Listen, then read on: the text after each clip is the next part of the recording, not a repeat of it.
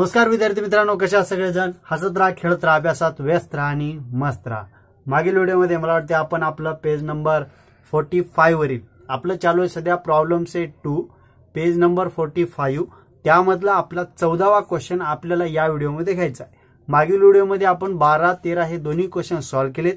कोणी बघितले नसतील तर प्लीज ते मागील दोन्ही गणित बघून घ्या, जेणेकरून तुम्हाला या गणितामध्ये प्रॉब्लेम येणार नाही. कारण मागल्याच गणितावर आधारित हा आपला 14वा गणित आहे, ते आपल्याला बघायचं. तुम्ही तुमच्या पुढे पुस्तक ठेवा, काय काय मी बोलायलो त्याकडे लक्ष द्या, बोर्डकडे ध्यान देऊन बघायचं आपल्याला आणि हे गणित आपल्याला सॉल्व्ह करायचं. पुस्तकामध्ये पेज नंबर 45 वर, आता तुम्हाला कॅमेऱ्यामध्ये दिसत नसेल कदाचित, तुमच्या पुढे पुस्तक ठेवायचं. त्यामध्ये तुम्हाला पेज नंबर 45 वर आपला जो 12वा 13वा हे दोन क्वेश्चन आपण सॉल्व्ह केले. आता त्यानंतर आपला लास्ट वाला किती 45 नंबरचा 45 पेज नंबरवर 14वा गणित आपल्याला सॉल्व्ह करायचं. मी काय करतो, पुस्तक थोडंसं बाजूला. आता क्वेश्चन मी बोर्डवर लिहून ठेवला, तुम्ही सुद्धा तुमच्या वहीमध्ये लिहून ठेवायचा. 14वा क्वेश्चन काय म्हणतो, या 14व्या क्वेश्चन मध्ये इन आयसोस्केलस ट्रायंगल वाचूता. In isosceles triangle length of the congruent side is 13 centimetre. आता एक तर मला डायग्राम काढून घ्यावी लागेल, जेणेकरून आपल्याला ते समजेल की बाबा क्वेश्चन काय दिलाय, कोणत्या व्हॅल्यू कुठे दिल्यात, कोणतं मेजरमेंट दिलंय. मी एक डायग्राम काढून देतो, पट दिशा. आणि अशी आपल्या पुढे आपली डायग्राम. आता डायग्राम मध्ये सांगितलंय in isosceles triangle the length of the congruent side is 13 centimetre. म्हणजे काय, एक आयसोस्केलस ट्रायंगल असेल. आता आयसोस्केलस ट्रायंगल असतो कसा, तो आपल्या रोजच्या व्यवहारामध्ये दिसतो कसा, तो आपल्याला उदाहरण देऊन सांगायचं. आता उदाहरण द्यायला सांगायला झालं तर सरळ सरळ तुम्ही आजपर्यंत कोणत्या ना कोणत्या माळावर गेला असाल, बरोबर, पर्वतावर गेला असाल. जसं की आता आपल्या जवळचं माळ असेल आपलं रत्नागिरीचं स्टेशन, रत्नागिरीचं माळ.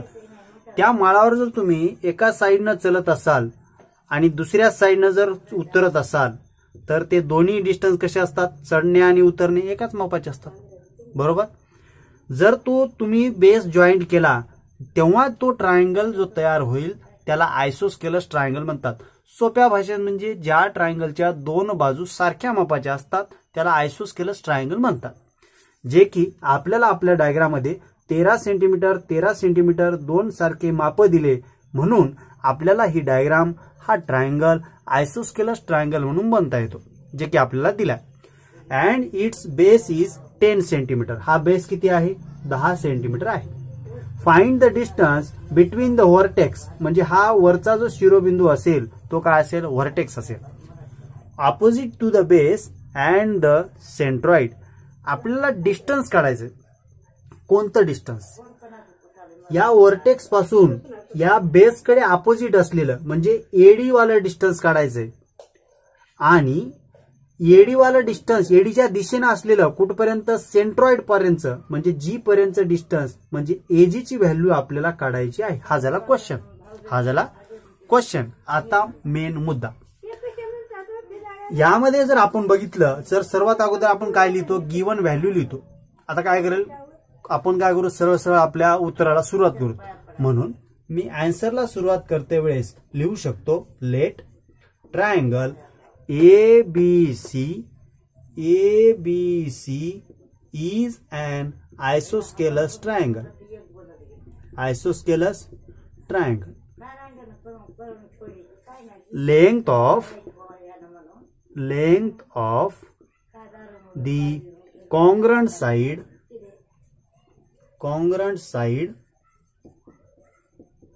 कोणत्या आहेत congruent side, AB and AC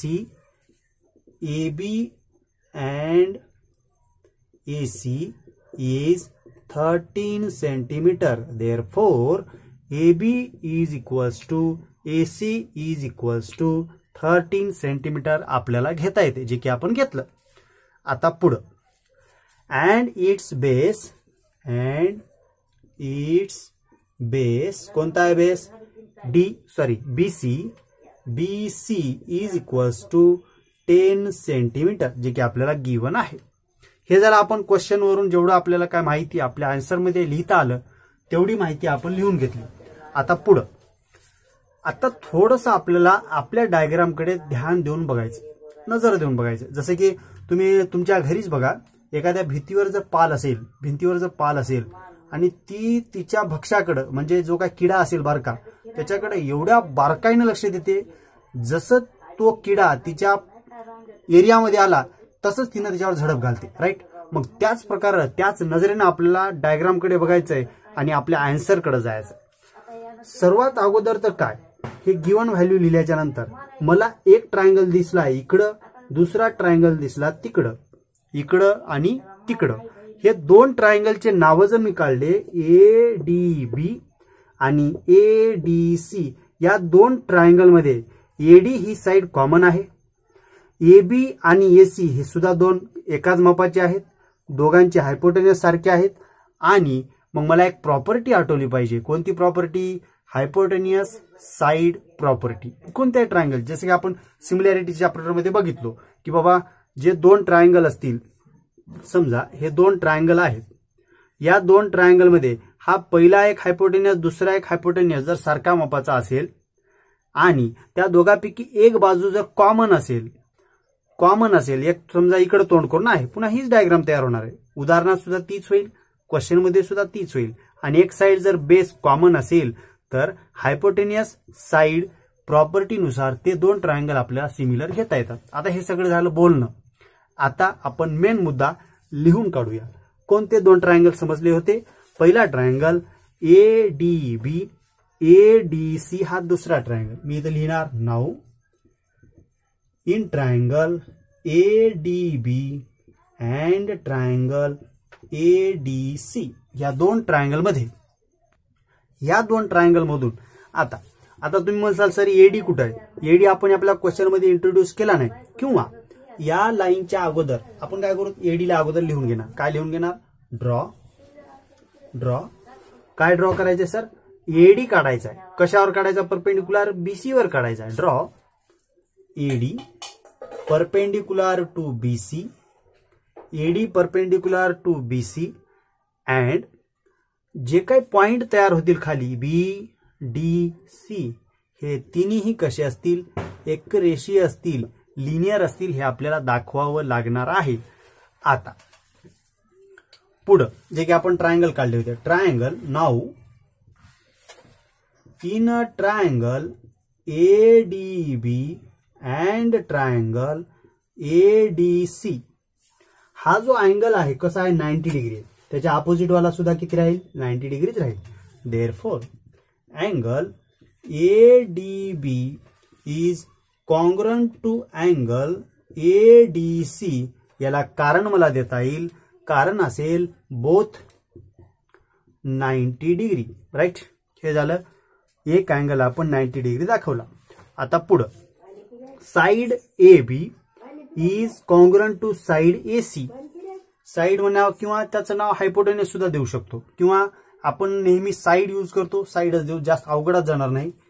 and side AB is congruent to side AC. याला सुद्धा कारण द्यावं लागेल. याचं कारण असेल बोथ 30 सेंटीमीटर. राईट. मनाने घेतलं का? नाही. की आपल्याला क्वेश्चन मध्ये दोन्ही साइड 13-13 सेंटीमीटरच्या दिल्या, म्हणून आपल्याला त्या दोन बाजू कॉन्ग्रंट घेता आल्या. नाव या एका ट्रायंगलमध्ये AD हा कॉमन आहे. देअरफॉर साइड ADB ची side AD is congruent to side ADC ची साइड सुद्धा AD. आता ट्रायंगल मला म्हणाल सर माझी साइड का AD आहे का? शानी नाही. मी म्हणाल साइड तुझी ADच आहे. कारण का? ट्रायंगल दोघांची साइड कॉमन आहे आणि ती AD आहे, म्हणून मी याचं कारण देऊ शकतो बोथ किंवा कॉमन साइड. सरळ कारण कॉमन साइड. राईट. आता मला सांगा, एक अँगल, एक साइड, अजून एक साइड, तर आपण कोणती प्रॉपर्टी यूज करतो? SAS प्रॉपर्टी यूज करतो, बाकोबा प्रॉपर्टी यूज करतो, दोन ट्रायंगल आपल्याला सिमिलर दाखवण्यासाठी. म्हणून बाय बाकोबा कसोटी by side angle side test. Therefore by side angle side test of similarity triangle ADB is congruent to triangle ADC. याला आपण कारण वरच दिले, डबल लिहायची गरज आहे का? नाही. राईट. आता हे दोन ट्रायंगल आपल्याला काय भेटले? कॉन्ग्रंट भेटले. आता जेव्हा दोन ट्रायंगल हे कॉन्ग्रंट असतात, मग कॉन्ग्रंट ट्रायंगलची प्रॉपर्टी आठवली पाहिजे. कॉन्ग्रंट ट्रायंगलच्या प्रॉपर्टी सुद्धा आहे. मग कॉन्ग्रंट ट्रायंगल जे असतात त्याची प्रॉपर्टी काय सांगते? सर, कॉन्ग्रंट ट्रायंगलचे तिन्ही साइड हे एकमेकाला कॉन्ग्रंट असतात. म्हणजे काय? एबीचं जेवढं माप असेल तेवढं एसीचं असेल, एडीचं जेवढं माप असेल तेवढं एडीचं असेल, बीडीचं जेवढं माप असेल तेवढं सीडीचं माप असेल. म्हणून तर मग मला आता BD is congruent to CD घेता येते. देअरफॉर मी लिहू शकतो side BD is congruent to side CD. याचं कारण सुद्धा मला द्यावं लागेल. याचं कारण असेल congruent side of similar triangle, CSST. काय लॉंग फॉर्म याचं? Congruent sides of similar triangle. म्हणून हे दोन जर साइड कॉन्ग्रंट असतील तर त्या दोघांचंही माप काय असायला पाहिजे? इक्वल असायला पाहिजे. म्हणून मी बीडी इज इक्वल्स टू सीडी घेऊ शकतो. म्हणून याच्या पुढे जर बोलायचं झालं तर, म्हणून बीडी आणि सीडी जर सारखे झाले असतील आणि टोटल बीसी हे 10 सेंटीमीटर असेल तर बीडी आणि सीडी हे अर्धे आहेत बीसी एवढं, बीसी पेक्षा, असं मला लिहिता येते. म्हणून मी आता लिहिणार देअरफॉर बाय डायग्राम किंवा डायरेक्टली लिहू शकता BD is equals to CD is equals to half of total BC. Half of total BC. आता काय करूया, मी बोर्डला थोडंसं वर सरकतो जेणेकरून हा क्वेश्चन आणि थोडीफार डायग्राम मिटल, जेणेकरून तुम्हाला आपल्याला खाली जागा पाहिजे ना लिहायला. म्हणून मी काय करतो, बोर्डला थोडंसं वर सरकून घेतो. तुम्ही हा क्वेश्चन व्यवस्थित आता घ्या. बीसीची व्हॅल्यू मला टाकावी लागेल. मी काय करतो, हा थोडासा पार्ट आपल्याला यूज होईल. देअरफॉर 1/2 इंटू बीसीची व्हॅल्यू आपल्याकडे गिवन आहे. बीसीची व्हॅल्यू आपल्या पुढे आहे 10 सेंटीमीटर, म्हणून इथे ठेवणार 10. बे 1 बे, बे 5 10, 5 1 5, नुसार आले 5. म्हणजे बीडीची किंमत आणि सीडीची किंमत ही काय आलेली आहे? 5 सेंटीमीटर आली. तुम्ही मात्र हे व्यवस्थित एका खाली एक लिहायचं, असं बरोबर एकाच लाईन मध्ये नाही लिहायचं. राईट. आता ही किंमत आपल्या पुढे आली 5 आणि ही किंमत आली आपल्या पुढे 5. आता पुन्हा आपल्याला डायग्राम कडे जावं लागेल. डायग्राम कडे जर गेलात तर एक या ट्रायंगल मध्ये आपल्याला व्हॅल्यू काढायची एजीची. कोणाची व्हॅल्यू काढायची? एजीची. पण एजीची डायरेक्ट व्हॅल्यू न काढता आपल्याला अगोदर एडीची व्हॅल्यू काढावी लागेल. राईट. जर एडीची व्हॅल्यू काढायची असेल तर एडी ही हाईट आहे. कोणाची? ट्रायंगल 1 ची म्हणा किंवा ट्रायंगल 2 ची म्हणा. 1 वरून जाऊ. जर ट्रायंगल 1 नसेल एडीबी मध्ये हायपोटेनियस गिवन आहे.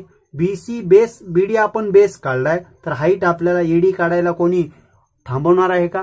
कोणीच नाही. कोणीच आपला हात धरणार नाही की बाबा सर तुम्ही एडीची व्हॅल्यू कसं काय काढता हो, म्हणाल का कोणी? नाही. कारण आपल्याला सर्व व्हॅल्यू गिवन आहे बाय पायथागोरस थेरम. आपले पायथागोरस मामा आपल्या सोबत आहेत.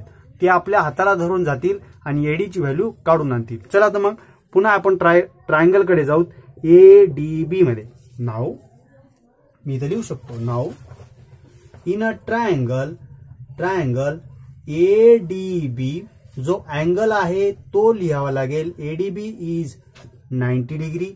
देअरफॉर बाय पायथागोरस थेरम,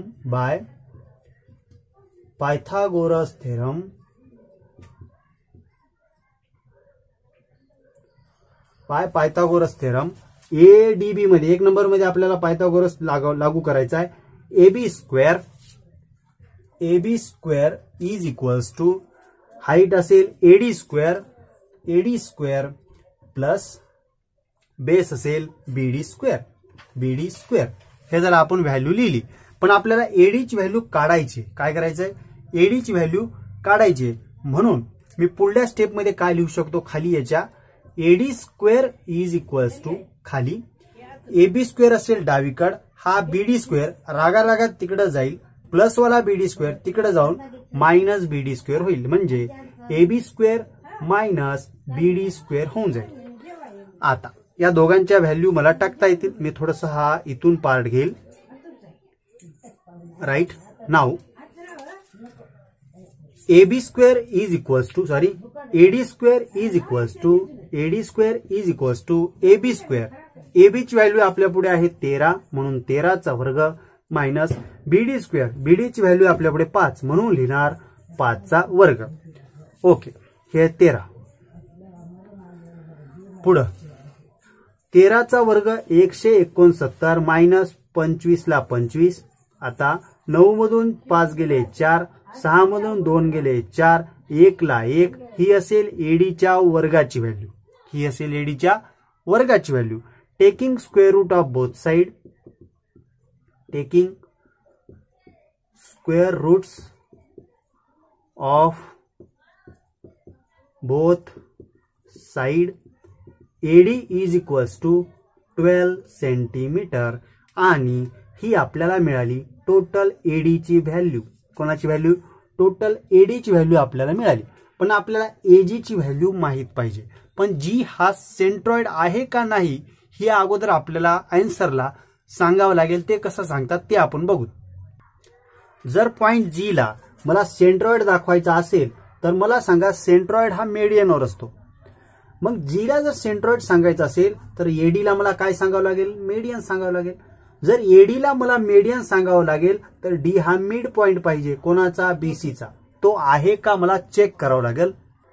म्हणून आता जे काही मी एक एक स्टेटमेंट लिहिणार आहे ते थोडंसं ध्यान देऊन बघा आणि आता बोर्डकडे थोडंसं लक्ष द्या, कारण इथं काहीतरी आपल्याला नवीन शिकायला भेटणार आहे, नवीन काहीतरी आपल्याला पॉइंट यूज करायला भेटणार आहे.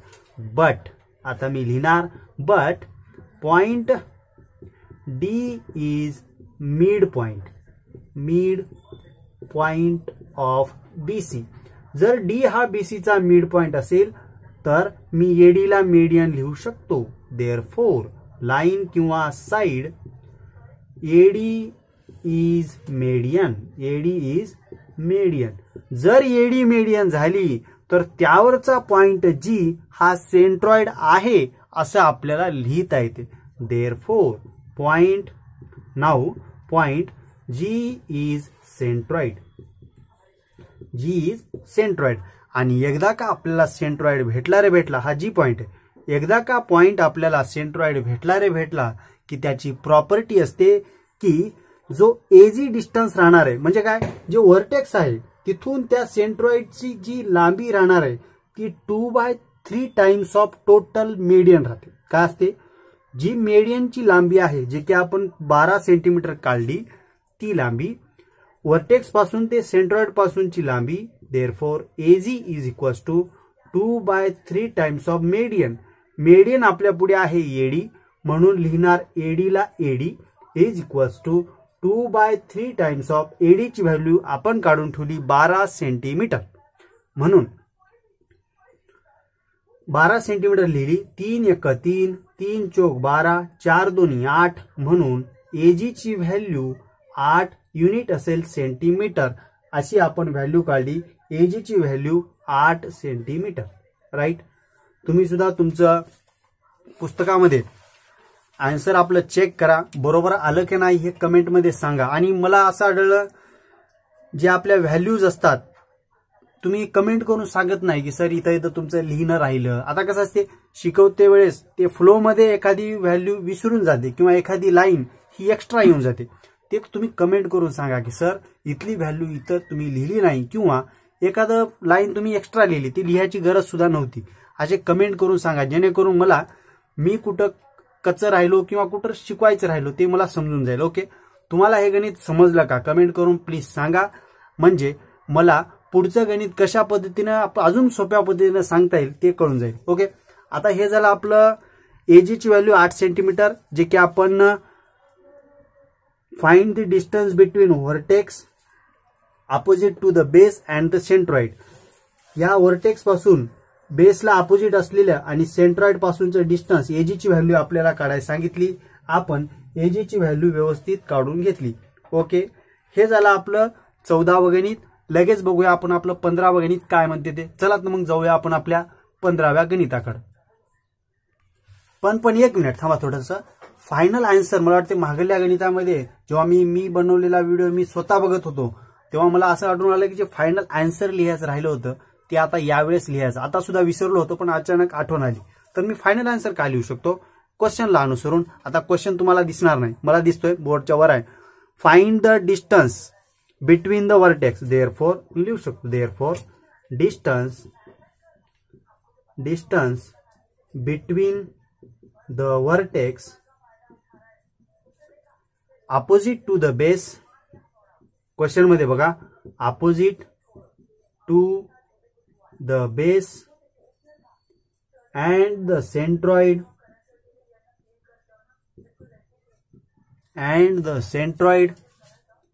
Is 8 centimetre. असं फायनल आन्सर लिहिणं म्हणजे कसं, जो तपासणार आहे तुमचा जो एक्झामिनर येईल त्या तपासणाऱ्याला एकदम व्यवस्थित आणि सुटसुटीत दिसते, जेणेकरून त्याचं मन खुश होऊन त्यानं अर्धा एखादा मार्क त्याच्या परीनं त्यानं वाढून देईल. बस आपलं गणित आपल्याला व्यवस्थित सुटसुटीत लिहायचंय. राईट नाव हे झालं. आता 14वे गणित, लगेच बघूया आपण आपलं 15वे गणित. चला तर मग वळूया आपण आपल्या 15व्या गणिताकडे.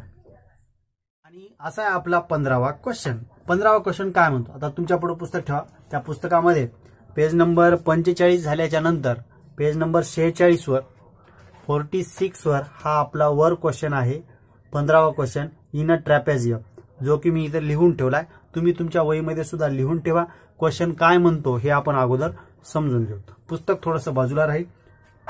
आता क्वेश्चन मध्ये सांगितलंय की इन अ ट्रॅपेझियम ABCD, हा एक ट्रॅपेझियम आहे. ABCD ट्रॅपेझियम कसा असतो, त्याची प्रॉपर्टीज काय. ट्रॅपेझियमची फक्त एक साइड DC आणि AB हे एकमेकाला पॅरल असतात. ज्या चौकोनाच्या फक्त एकाच बाजूच्या अपोजिट साइड हे पॅरल असतील तेव्हा त्या चौकोनाला आपल्याला ट्रॅपेझियम म्हणतात, जे की इथं दिले. पुढं segment AB parallel to segment DC, ही वाली साइड AB पॅरल आहे CD ला. Segment BD is perpendicular to AD. Segment BD is perpendicular to AD म्हणजे इथं अँगल आहे 90 डिग्रीचा. म्हणजे मी ते लिहू शकतो, हा अँगल आहे 90 डिग्रीचा. Segment AC is perpendicular to segment BC. ही जी साइड आहे AC ते BC ला परपेंडिक्युलर आहे, म्हणजे इथं सुद्धा अँगल 90 डिग्रीचा तयार झाला. नाव AD आणि BC ची व्हॅल्यू 15 आणि 15 दिली आणि AB ची व्हॅल्यू 25 दिली, जी की आपण डायग्राम मध्ये व्यवस्थित लिहिली. आणि आपल्याला फक्त एरिया ऑफ क्वाड्रिलॅटरल ABCD एवढं मात्र काढायचं. ओव्हरऑल म्हणजे हा जो चौकोन आहे आपला, या चौकोनचा एरिया आपल्याला काढायचा.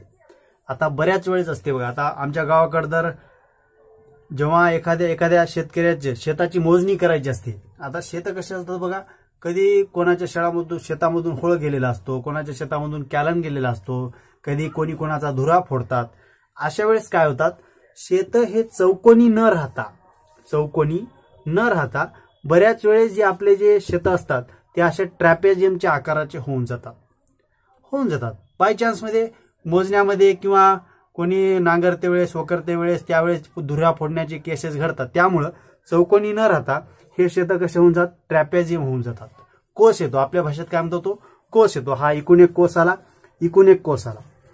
आता मग अशा प्रकारचे एरिया काढणं माहित पाहिजे, कारण गावाकडे शेताचे एरिया काढणं आता बऱ्याच वेळेस मला बोलवलं जाते. मग तेव्हा मी काय करतो, अगोदर तर तो शेताचा एरिया कशा प्रकारचा आहे, चौकोन आहे का आयात आहे किंवा आपला पॅरलोग्राम आहे किंवा ट्रॅपेझियम आहे, हे माहीत असलं तरच त्याचा एरिया काढता येतो. आणि एरिया काढला तरच समजा ते दोन भावाला आपल्याला वाटून सुद्धा देता येते. जोपर्यंत एरिया कळणार नाही तोपर्यंत ती आपल्याला वाटणी सुद्धा कळता येणार नाही. आणि एरिया काढण्यासाठी तो क्वाड्रिलॅटरल कशा प्रकारचा आहे त्याची ओळख आपल्याला माहित पाहिजे आणि त्याचा एरियाचा फॉर्म्युला सुद्धा आपल्याला माहित पाहिजे. आणि तेच काम आपल्याला या गणितात सुद्धा करायचं. आणि हे जर गणित शिकलात आणि योगायोगानं तुम्हाला जर कोणी म्हणलं चल बाबा आमच्या शेताकडे जर आमच्या भावाभावामध्ये थोडासा प्रॉब्लेम झाला, आम्हाला आमच्या वावराचं वाटणी करून दे, मग अशा वेळेस तुम्हाला एरिया माहीत असणं जरुरी आहे. राईट. किंवा फलाटाची मोजणी सुद्धा अशीच करतात. नाव एरिया काढते वेळेस हा जर ट्रॅपेझियम असेल याचा एरिया माहित पाहिजे. आता ह्यात ज्या काही व्हॅल्यू दिल्यात मी सर्वात अगोदर गिवन मध्ये लिहून घेतो. हे सर्व मिटून गिवन मध्ये लिहिते वेळेस लिहिणार, आन्सरला स्टार्ट करणार. Given in a trapezium ABCD segment AD is parallel to segment DC. काय आहे? AD हे सेगमेंट DC ला पॅरलल आहे. Segment BD is perpendicular to segment AD आणि segment AC is perpendicular to segment BC and AD is equals to 15, BC is equals to 15 and AB is equals to 25 unit दिले. फक्त centimetre metre काय दिलं का? फक्त unit. जसं जसं दिलंय तसं तसं आपलं घ्यायचं. आपलं काम जास्त मनाचा शहाणपणा करायचा नाही किंवा नाही सर सेंटीमीटर खूप छान असते आपण सेंटीमीटर घेऊ, नाही. क्वेश्चन दिले का तरच घ्यायचं. क्वेश्चन मध्ये कोणतंही युनिट वापरलेलं नाही म्हणून आपल्या आन्सर मध्ये आपण कोणतंही युनिट वापरणार नाही. आता हे सर्व झालं गिवन, हे सर्व झालं आपली आकृती. आता आपल्याला एरिया काढायचा आहे. पण एरिया जर ट्रॅपेझियमचा काढायचा असेल तर आपल्याला ह्या दोन साइडचं माप पाहिजे. कारण ट्रॅपेझियमचा एरिया काय म्हणतो? 1/2 into sum of parallel sides into किंवा प्लस असेल इंटू बेस किंवा मला वाटतं हाईट आहे म्हणून मी हाईट घेणार. हाईट काढावी लागणार आहे आपल्याला डायग्राम मध्ये, आपण काढली नाही. Into height. आता या ट्रॅपेझियमची हाईट काय? सम ऑफ पॅरलल साइड्स कोणत्या आहेत? ही एक DC एक पॅरलल साइड आहे, AB एक पॅरलल साइड आहे. म्हणजे मला DCचं माप काढावं लागणार, ABचं माप काढावं लागणार आणि हाईट म्हणजे इथून कुठेतरी मला परपेंडिक्युलर ड्रॉ करावं लागणार. हे मला कल्पना आली. मनाने घेतलं का? नाही. कल्पना आल्यामुळं, आता कल्पना म्हणजे कोणत्या मुलीचं नाव नाही, कल्पना आल्यामुळं मी काय घेऊ शकतो? ड्रॉ इथून एक साइड घेऊ. वाटल्यास ABCD यूज झाले, PQR घेऊ. DP perpendicular to AB and CT perpendicular to AB. व्यवस्थित ड्रॉ करू. Draw DP perpendicular to side AB and CT perpendicular to side AB. वाटल्यास परपेंडिक्युलर काढून घेऊ. हा असेल आपला परपेंडिक्युलर DP म्हणून DP. हा असेल दुसरा परपेंडिक्युलर CT म्हणून हे झालं. आपण हे सगळं का करतोय? मी अगोदर थोडंसं सांगितलंय मी की मला याचा एरिया पाहिजे, त्यासाठी CDचं माप काढावं लागेल, त्यासाठी ABचं माप काढावं लागेल. ते सर्व काढण्यासाठी मला हाईट सुद्धा माहित पाहिजे म्हणून मी हे सर्व व्यवस्थित आपल्या योजनेनुसार आपल्याला पाहिजे म्हणून ते करायलो. जसं की आपण स्वयंपाक करते वेळेस एखाद्याला वाटलं बा भाजी थोडीशी सपक असावी, कोणाला तिखट जमत नाही म्हणून आपण काय करतो? थोडंसं मिरचू जे काही टाकायलो लाल तिखट ते कमी टाकतो. त्याचप्रमाणे आपल्याला हाईट पाहिजे म्हणून मी हाईट घेतली. पुढं जर DP आणि CT हे तुम्ही परपेंडिक्युलर घेत असाल तर हे अँगल काय झाले? 90 डिग्री. हा अँगल काय झाला? 90 डिग्री. हे आपण लिहूत पुढं लिहूत. आता मला सांगा, जर मला DP काढायचा असेल तर मला DP हाईट आहे असं समजावं लागेल कोणाची तरी. समजा हा मी ट्रायंगल मी जो ड्रॉ करलो त्याच्याकडे थोडंसं ध्यान देऊन बघा. हा जो ट्रायंगल मी काढला त्याची हाईट आहे DP. आहे का नाही? DP म्हणजे ते DP नाही जसं की व्हॉट्सअपच्या आपण याच्यावर ठेवतो DP वर DP ठेवतो तो DP नाही. आपल्या क्वेश्चन मधला DP ही हाईट आहे कोणाची? ट्रायंगल ADB ची. जर या ट्रायंगलची हाईट असेल, मला हाईट काढायची असेल तर त्याचा एरिया माहित पाहिजे. हा या ना, एरिया माहित पाहिजे. आता मला ADBचा एरिया काढायचा आहे. जर मला त्याचा एरिया काढायचा असेल तर मला एक साइड माहित आहे 15, दुसरी साइड मला माहित आहे 25 जे की AB आहे आणि AB ही 90 अंशाच्या समोरची बाजू आहे. AB ही हायपोटेनियस आहे. जर मला हायपोटेनियस माहित असेल, त्याचा बेस माहित असेल तर मला DB काढता येतो का नाही? मी का करतोय? कारण मला DB काढायचा आहे जेणेकरून मला DP काढता येईल, हाईट काढता येईल. म्हणून मी आता काय घेणार, एक ट्रायंगल उचलणार. कोणता triangle? ADB. Now in a triangle थोडासा क्वेश्चन मोठा होईल, वाटल्यास आपल्याला दुसरा बोर्ड सुद्धा लागल. हा सर्व मिटून दुसरा बोर्ड लागेल, काय हरकत नाही. वेळ गेला तर गेला, बोर्डची जागा गेली तर गेली, पेनची शाई गेली तर गेली, पण हा क्वेश्चन आपल्या डोक्यामध्ये गेला पाहिजे. आणि एकदा समजलेला क्वेश्चन तुम्हाला एक्झाम होऊ जेपर्यंत जरी नावं बदलून दिले, किमती बदलून दिले, तरी सुद्धा तुम्हाला जमला पाहिजे. वेळ गेला गेला, पण व्यवस्थित शिकूत, कोणतीही गडबड नाहीये. नाव इन अ ट्रायंगल ADB, मी कोणता ट्रायंगल उचलला? ADB. हा अँगल तर 90 डिग्री आहेच, कारण आपल्याला सांगितलंय की वाटल्यास कुठे DP, BD हे परपेंडिक्युलर आहे AD ला, BD हे परपेंडिक्युलर आहे AD ला. नाव in a triangle ADB, BD is perpendicular to AD, therefore angle ADB is 90 degree. ADB is 90 degree. Therefore, by Pythagoras theorem,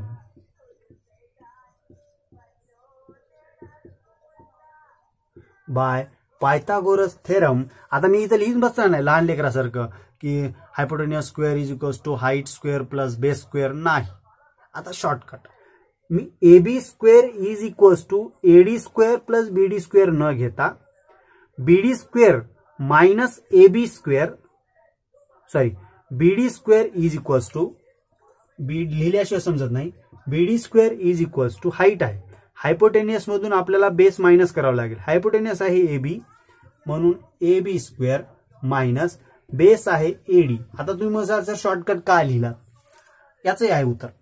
का लिहिलं? कारण आपण आता धड्याच्या शेवटी आहोत. क्वेश्चन हे मोठे मोठे येतात. इथं जर आपण लहान लेकरासारखं by using Pythagoras theorem, hypotenuse square is equals to height square plus base square, पुन्हा त्याचे नावं टाकणार, पुन्हा त्याच्या किमती टाकणार, एवढं सगळं रामायण महाभारत लिहूपर्यंत वेळ निघून जाईल. त्याकरता थोडंसं शॉर्टकट आहे. याच आहे AB square is equals to BD square plus AD square. AD स्क्वेअरला इकडे आणलं, नाव किमती टाकून इज इक्वल्स टू, तुम्ही मात्र खाली लिहायचंय AB स्क्वेअर. AB ची व्हॅल्यू आहे 25, म्हणून 25 स्क्वेअर मायनस AD ची व्हॅल्यू गिवन आहे 15, म्हणून 15 स्क्वेअर. 25 चा वर्ग 625, 15 चा वर्ग 225, वजाबाकी केल्याच्या नंतर व्हॅल्यू येईल 400. राईट, 625 मधून 225 गेले, 400 आली. ही आहे BD स्क्वेअरची किंमत. इज इक्वल्स टू मध्ये कंटिन्यू मध्ये तुम्हाला खाली लिहायचंय, taking square root of both side. हे थोडी मी वगळतो. Therefore BD is equals to 20. Unit घ्यायचं का नाही, हे असेल BD ची व्हॅल्यू. आणि मी याचं कारण सांगितलंय, मला BD का काढायची. BD एवढ्यासाठी काढणं आहे की मला या ट्रायंगलचा एरिया माहित पाहिजे. आणि मी हे सुद्धा सांगितलंय की एरिया का काढायचा, कारण मला DP काढायचं. आता मी काढून घेणार एरिया ऑफ ट्रायंगल ADB. नाव area of triangle ADB is equals to, formula असेल 1/2 into height into base is equals to, जागा कमी वापरूत, इज इक्वल्स टू 1/2 इंटू, आता ADB ची हाईट, ADB ची. आता तुमच्या हातामध्ये तुमच्या सोबत जे काही वही आहे त्याला थोडंसं क्रॉस करा. आता मी बोर्ड जर क्रॉस करायला गेलो तर जमणार नाही. AD ला बेस धरा, असं थोडंसं क्रॉस करून AD हा बेस धरा आणि DB हाईट आहे, जे की आपण व्हॅल्यू काढली, म्हणून व्हॅल्यू टाकणार height BD into base AD is equals to 1/2 into BD ची व्हॅल्यू आहे 20, म्हणून 20 ला 20, AD ची व्हॅल्यू गिवन आहे 15, म्हणून 15 ला 15, बे 1 बे, 92 20, 15 गुणिले 10 हे होऊन जातील 150 इज इक्वल्स टू 150. देअरफॉर मला लिहिता येते area of triangle ADB is equals to 150. Unit आहे का नाही, युनिट वापरायचं का नाही. ओके, मला एकदा का एरिया भेटला की आता मला DP काढता येतो. कसा काढता येतो सर, यावेळेस हाईट BD न घेता हाईट DP वापरा. कसं वापरा, थोडंसं चेंज करू. थोडंसं आपण त्यामध्ये या ट्रायंगल सोबत आपण थोडंसं काय म्हणतात, चिडकी खेळूत किंवा लंडी खेळूत. बरोबर, चिडकी खेळूत किंवा लंडी खेळूत. यावेळेस हाईट BD न वापरता हाईट आपण DP वापरू. नाव area of triangle ADB is equals to 1/2 into height यावेळेस काय घेऊ डीपी घेऊ डीपी बेस यावेळेस काय घेऊ एबी घेऊ कारण आपल्याला डीपी ची व्हॅल्यू काढायची आहे एबी ची व्हॅल्यू गिवन आहे एरिया ऑफ एडीबी आपल्याकडे काढलाय आपण सर्व व्हॅल्यू आपल्याकडे व्यवस्थित आहे पुढं देअरफॉर कंटिन्यू मध्ये area of triangle A D B is equals to 1/2 into याची वाटल्यास किंमत टाकून देऊ लगेच काय आहे किंमत 150 ला 150 डीपी ची व्हॅल्यू काढायची आहे एबी ची व्हॅल्यू आहे 25 एबी ची व्हॅल्यू आहे 25 बघा आपण डीपी पर्यंत पोहोचलो हळूहळू स्टेप बाय स्टेप कोणतीही गडबड नाही एकदम व्यवस्थित डीपी पर्यंत पोहोचायलो नाव हे 2 भागाकारात आहेत तिकडे जातील गुणाकारात हे 25 गुणाकारात आहेत तिकडे जातील भागाकारात व्यवस्थित 150 गुणिले 2 भागिले 25 ही व्हॅल्यू असेल डीपी ची कोणाची व्हॅल्यू असेल ही डीपी ची देअरफॉर 25 × 25 25 × 100 25 × 5 = 600 25 सख 150 6 दोन्ही 12 म्हणून डीपी ची व्हॅल्यू किती आली 12 आणि ही असेल आपल्या ट्रॅपेझियमची हाईट ते पुढे चलून व्यवस्थित लिहायचं हे झाली डीपी ची व्हॅल्यू बघा बरं एवढं सगळं रामायण करून आपल्याला सर्वात शेवटी डीपी ची व्हॅल्यू काय मिळाली 12 नाव नुसतं डीपी काढून चालणार आहे का हाईट नाही फॉर्म्युला काय सांगतो ज्या पॅरलल साइड आहेत त्यांची सुद्धा माप माहित पाहिजे सीडीचं सुद्धा माप माहित पाहिजे एबीचं माप गिवन आहे आता सीडीचं माप काढायचं कसं आता काय करा तुम्ही याची स्क्रीनशॉट घ्या सर्वात अगोदर कारण मला हे मिटवायचं मी वाटल्यास हा डावा पार्ट मिटवू शकतो जेणेकरून आपल्याला इकडे पुढे गणित लिहिता येते ओके इथपर्यंत तुम्हाला समजलंय समजते सुद्धा कारण सोपे गणित आहे सोपे म्हणण्यापेक्षा सोपे गणित एका जागी करून आपलं एक मोठं गणित सॉल्व्ह करता येते राईट हे गणित 4 ते 5 मार्काला तुमच्या शेवटच्या क्वेश्चनमध्ये येतात नाव पुढे चलूया झूम एकदम व्यवस्थित आपण बोर्ड मिटवला पुढे सर्वात शेवटी काय लिहिलं होतं सर्वात शेवटी आपण डीपी ची व्हॅल्यू काढली होती 12 D P is equals to 12 unit similarly का लिहितोय सिमिलरली जर मला डीपी ची व्हॅल्यू भेटली असेल तर मला सीटी ची व्हॅल्यू सुद्धा 12 भेटून जाईल का हो सर असं का थोडस जर तुम्ही ध्यान दिलं तर ही 15 आहे ही सुद्धा 15 आहे एबी 25 आहे एबी सुद्धा 25 आहे म्हणजे हा जरी मी ट्रायंगल घेतला आणि पुढे जर मला वाटलं की सीटी ची व्हॅल्यू काढायची इच्छा दाट आली मनात तर त्या किमती मात्र ॲज इट इज राहणार आहे कारण दोघांच्या किमती सेम आहेत ए डी बी च्या किमती आणि ए सी बी च्या किमती सेम आहेत म्हणून पुन्हा तीच प्रक्रिया करण्याच्या ऐवजी मी डायरेक्टली लिहू शकतो आता तपासणारा सुद्धा समजून घेईल हे वाला क्वेश्चन मध्ये कारण त्यांनाही माहिती आहे क्वेश्चन लॉंग आहे इथं प्रत्येक गोष्ट लिहिता येत नाही समजून घ्याव्या लागतात काही गोष्टी समजून घ्याव्या लागतात म्हणून सिमिलरली मी सीटी ची व्हॅल्यू सुद्धा 12 युनिट काढू शकतो सीटी ची व्हॅल्यू सुद्धा बरं का काढायची सीटी ची व्हॅल्यू 12 का काढायची याचंही कारण सांगतो कारण आपल्याला सीडी काढायचंय सीडी कोण आहे सीडी हे पीटीच्या अपोजिट आहे सीडी हे पीटीच्या अपोजिट आहे मग पीटीचा काय संबंध आहे कारण ती एबीचा एक पार्ट आहे एबी गिवन आहे आपल्या पुढे 25 आहे जर मी पीटीची व्हॅल्यू काढायची असेल एवढी व्हॅल्यू काढायची असेल तर मला एपी मायनस करावा लागेल हा वाला पार आणि बीटी मायनस करावा लागेल हा वाला पार जेणेकरून मला सेपरेट पीटी भेटून जाईल आणि पीटीची व्हॅल्यूज ही आपल्या सीडीच्या बरोबर असेल एवढी प्रक्रिया आपल्याला करायची सर्वात अगोदर सीडी काढण्याच्या आधी आपल्याला पीटी काढावा लागेल काय काढावं लागेल पीटी काढण्याच्या आधी आपल्याला एपी काढावा लागेल एपी काढल्याच्या नंतर बीटी काढावं लागेल आता एपी आणि बीटी काढायची कसे जर एपी कडे थोडंसं ध्यान जर दिलं एपी हा बेस आहे कोणाचा हा जो ट्रायंगल आहे इकडं लेफ्ट कडे कोणता एपीडी त्याचा बेस आहे आणि बीटी कडे जर थोडंसं ध्यान दिलं तो सुद्धा बेस आहे कोणाचा हा वाला ट्रायंगल बीटीसी चा म्हणजे दोन्ही व्हॅल्यू सेम निघणार आहेत कारण किमती सुद्धा कशा आहेत सेम आहेत मी एपी ची व्हॅल्यू काढणार आणि सिमिलरली बीटी ची व्हॅल्यू मला 30 भेटणार आहे म्हणून मी सांगून मोकळा होईल आता काढूया एपी ची व्हॅल्यू एपी ची व्हॅल्यू काढण्यासाठी मला ट्रायंगल मध्ये जावं लागेल एपीडी मध्ये म्हणून मी लिहिणार नाऊ इन ट्रायंगल APD, बघा क्वेश्चन कसा कसा जायचा आहे स्टेप बाय स्टेप, कोणती गडबड नाही.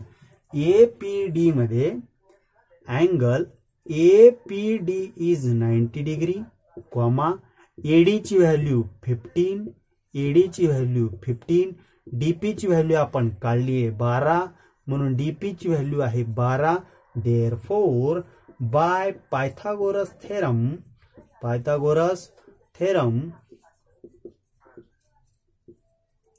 AP square is equals to base square is equals to hypotenuse square minus height square DP square is equals to AD ची व्हॅल्यू आहे 15 टाकली स्क्वेअर घेतला, DP ची व्हॅल्यू आहे 12 टाकली स्क्वेअर घेतला, 15 चा वर्ग आहे 225, 12 चा वर्ग आहे 144, वजाबाकी करणार.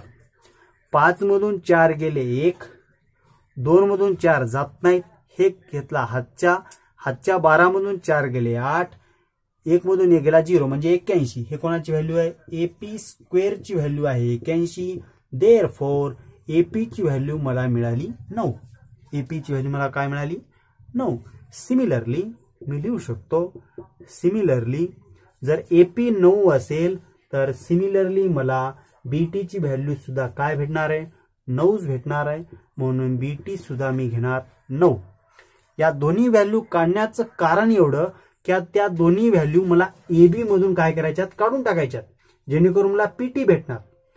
PT ची व्हॅल्यू काढून घेऊ. But point A similar two point collinear two point P, collinear two point T, collinear two point B. हे कसे आहेत? चारही पॉइंट एकाच रेषेत आहेत, म्हणून मला लिहिता येते AB ची value is equals to total AB is equals to AP plus PT plus BT. AP plus PT plus BT. जर मला PT ची व्हॅल्यू काढायची असेल, ह्या दोन्ही व्हॅल्यूला मला AB मधून मायनस करावं लागेल. Therefore PT is equals to AB minus AP plus BT. ह्या दोघांना काय केलं मी? इकडे नेऊन मायनस केलं. इज इक्वल्स टू मध्ये कंटिन्यू मध्ये AB ची व्हॅल्यू आहे 25 मायनस AP ची व्हॅल्यू आहे 9 plus 9 is equals to 25 minus 18 ला 18 आणि 25 मधून 18 गेले की उत्तर मात्र 7 येते, म्हणून मला काय भेटली? PT ची व्हॅल्यू भेटलेली आहे 7. ओके, PT काढला याचा अर्थ मला DC भेटला, पण डायरेक्ट लिहू शकतो का? नाही. डायरेक्ट लिहू शकतो का? नाही. उदाहरण जर द्यायला झालं, समजा आपल्या घरी एक खिचडी आपण शिजवल्या डायरेक्ट खाऊ शकतो का? नाही. त्याला व्यवस्थित अगोदर उमगू द्यावं लागतं. उमगल्याच्या नंतर त्याला ताटत वाढावं लागते, ताटत वाढल्याच्या नंतर त्याला निवावं लागते, नंतर ते आपण खातो. तसंच आहे. PT ची व्हॅल्यू भेटली म्हणजे डायरेक्ट मी CD घेऊ शकतो का? नाही. त्याचा अगोदर मला कारण द्यावं लागेल आणि PT ला DC बरोबर सेम आहे हे दाखवावं लागेल नंतर.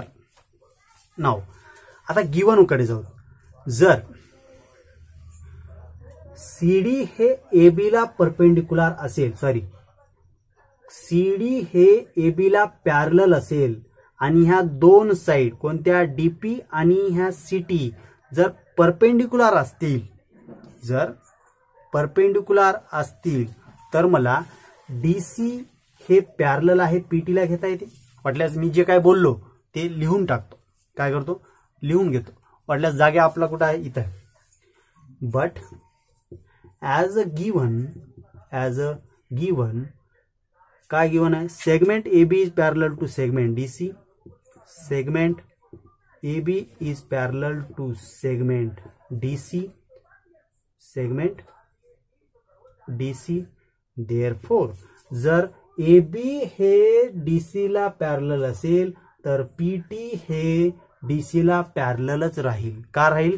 कारण P आणि T हे दोन्हीही पॉइंट A आणि B च्या मध्ये आहेत, लिनियर पॉइंट आहेत. Therefore segment AB is also parallel to segment AB double लिहिलं का?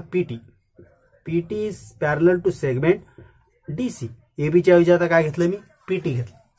नाव ह्या दोन बाजू तर पॅरलल आल्या, या दोन बाजू पॅरलल आल्या.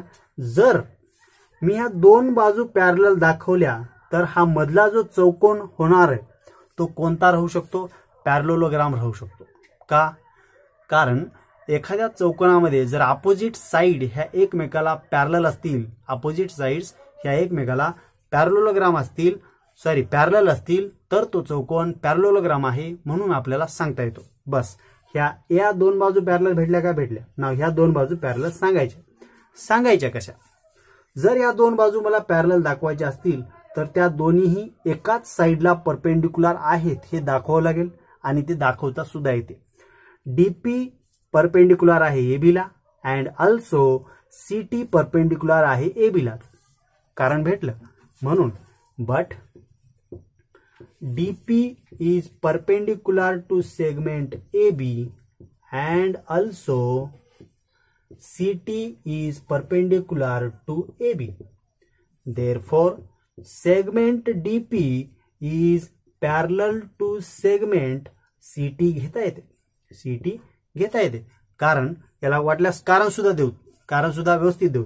Perpendiculars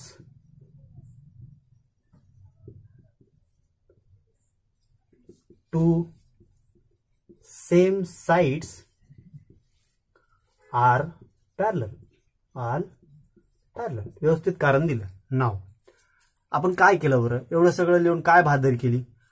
बहादरी एवढीच केली की मी पीटी पॅरलल दाखवला सीडीला, डीपी पॅरलल दाखवला सीटीला, म्हणजे जो मध्ये जो चौरस तयार व्हायलाय तो पॅरलोलोग्राम आहे असं खणखण मला लिहिता येते आणि मी ते लिहिणार आहे. आता त्यासाठी मला काय करावं लागेल? हा बोर्ड पुन्हा साफ करावा लागेल. याची स्क्रीनशॉट घ्या, तुमच्या वहीमध्ये लिहून घ्या. राईट. चला तर मग मी हा बोर्ड थोडंसं साफ करून घेतो. आता थोडी जागा कमी लागेल कारण आपल्याला सीडी भेटायला उशीर आहे. तसं तर पीटीची व्हॅल्यू भेटली म्हणजे सीडी भेटलीच, पण हे सगळं व्यवस्थित थेरॉटिकल पार्ट आहे, प्रोसेस आहे, करावी लागते. नाव मी आता लिहू शकतो. आता बरेच जण म्हणत असतील सर एवढं लांब लचक गणित आहे कसं सोडवावं बरं? पण काय करू शकता? स्टेप बाय स्टेप आपण सॉल्व्ह करू शकता. त्याला न घाबरता त्या एका गणिताचे आपण 4 गणितं करायचे आणि 4 छोटे छोटे गणितं सॉल्व्ह करायचे, जेणेकरून आपलं एकच मोठं गणित सॉल्व्ह होईल. नाव काय भेटलं होतं आपल्याला की पीटी पॅरलल आहे सीडीला आणि डीपी पॅरलल आहे सीटीला. देअरफॉर क्वाड्रिलॅटरल कोणता?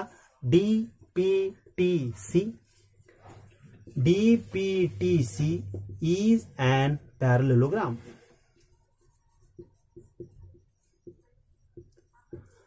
नाव आता आला शब्द आपल्या पुढे पॅरलोलोग्राम.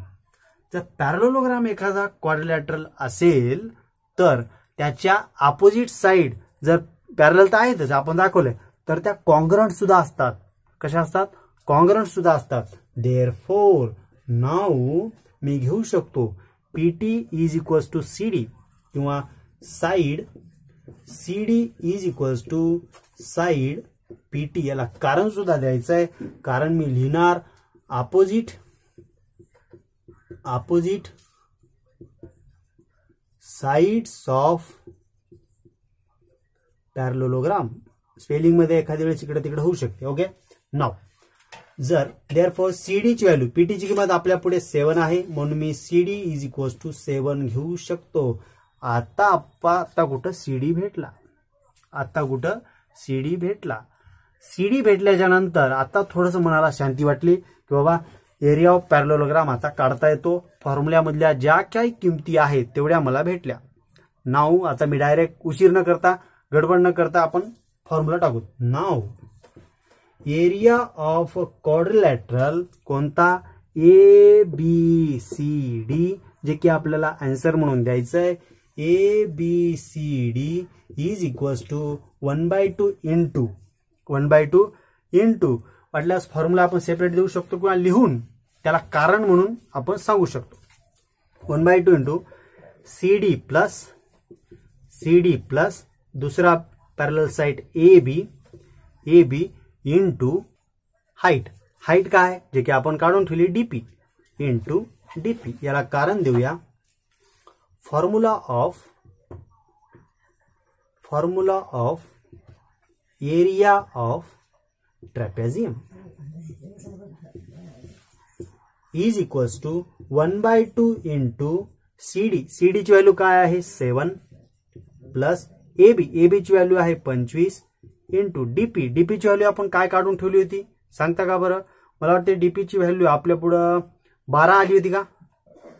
15चा वर्ग शॉर्टकटमध्ये 225 मायनस 81 5 नाही सॉरी 12 आली होती. राईट 12 काय आली होती 12. म्हणून DP ची व्हॅल्यू घेणार 12 ला 12. आता हे सर्व अल्जेब्रिक पार्ट आहे, थोडंसं आपण व्यवस्थित सॉल्व्ह करू. इज इक्वल्स टू 1/2 इंटू 7 आणि 25 किती होतील 25 आणि 7 32 इंटू 12 ला 12 बे एक बे सख्खम 12 उरलं कोण 32 गुणिले 6 इज इक्वल्स टू 6 दोन्ही 12 ला 2 हातच्या आले 1 6 18 ने 19 19 ला 19 युनिट दिले का नाही. त्यास करता मी लिहू शकतो square unit is a area of quadrilateral ABCD. Final answer काय लिहू शकतो area of quadrilateral ABCD is 192 square unit. म्हणजे हा जो आपला ट्रॅपेझियम आहे त्याचा आपण एरिया काढलेला आहे. राईट. आणि तुम्हाला एक मजेशीर बात सांगतो, तुम्ही जर असे ट्रॅपेझियमचे स्क्वेअर काढायला शिकलात एरिया काढायला शिकलात तर तुम्हाला गावाकडं जे की शेताची मोजणी करतात त्यांना कमीत कमी 1000 ते 2000 रुपये बक्षीस देतात. बरोबर. असे शेताचा एरिया अवघड असतात ते, कारण स्वतः ग्राउंड लेवलला जावं लागते, तिथं मोजपट्टी टाकावी लागते, फुटाचा फरक घ्यावा लागतो. आणि एखादं जरी फूट तुम्ही मोठ्या भावाला कमी लहान्याला जास्त दिलं तर तिथं वादावाद होते. त्याकरता एरियाज काढणे हे फार महत्वाचं आहे आपल्या लोकल लाईफमध्ये, आपल्या रोजच्या व्यवहारामध्ये. राईट. हे जरा कागदी पार्ट झाला, हा सगळं बोर्डावर कागदावर हे सगळं आपल्या डोळ्यासमोर असते, पण जेव्हा आपण ग्राउंड लेवलला जातो तेव्हा खूप डोकं खर्च करावं लागते. राईट. हा झाला ट्रॅपेझियमचा एरिया काढणे. तुमच्या पुस्तकामध्ये चेक करा आपलं उत्तर बरोबर आहे का. आणि तुम्हाला हे सर्व का आवडलं असेल, गणित आवडलं असेल तर प्लीज लाईक करायला विसरू नका, जेणेकरून हाच व्हिडिओज कोणत्या गरजूपर्यंत जाईल आणि त्याला त्याची मदत होईल. ओके. आणि कमेंट करून सांगायचं की तुम्हाला हे समजलं का. समजलं असेल तर समजलं सर किंवा काहीतरी आयडिया करून तुम्ही वाट लावा. ओके. हा झाला आपलं 14वा आणि 15वा गणित. आणि पुढच्या व्हिडिओमध्ये आपल्याला 16, 17, 18 तर 3 गणितं होतील पुढल्या व्हिडिओमध्ये. सोपे आहेत गणित. ओके. स्वतःची काळजी घ्या. हा झाला आपला व्हिडिओ इथं संपला. पुढच्या व्हिडिओमध्ये भेटू. धन्यवाद. जय हिंद.